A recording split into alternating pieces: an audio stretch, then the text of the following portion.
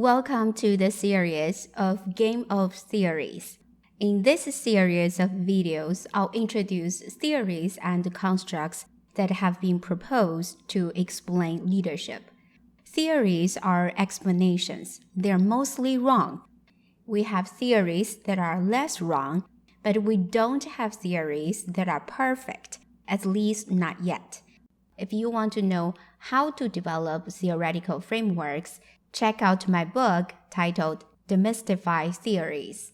In this series of videos, I'll introduce theories that have already been developed.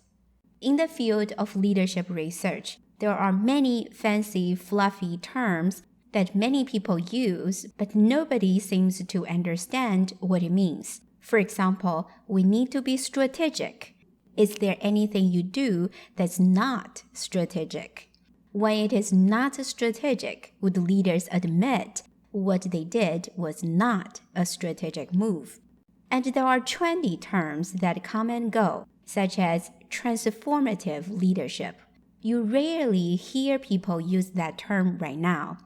The terms that are popular now include social justice leadership, equity, justice, corporate social responsibility, anti-racist leadership, and culturally responsive leadership. Many of those terms are based on values. Of course, those values are important. Will those values still be popular in leadership research in 50 years or even in 100 years? Imagine how leadership researchers in 200 years will judge our current leadership research. What will their judgment be? The values of justice, equity, diversity, and inclusion are important, but are they the only way to explain leadership? Can we create a marketplace of ideas that are spaces for other explanations, that is, theories to explain leadership? What are fundamentals of leadership exactly? There are many theories that can explain leadership. They're scattered across many disciplines, including psychology, sociology, economics, behavioral economics, political science, administrative science, law, physics, biology, and neuroscience. And we have so much data that we don't know what's going on. We don't have enough good theories to explain what's happening in organizations. That's exciting to me intellectually because that's the opportunity for me to make a contribution.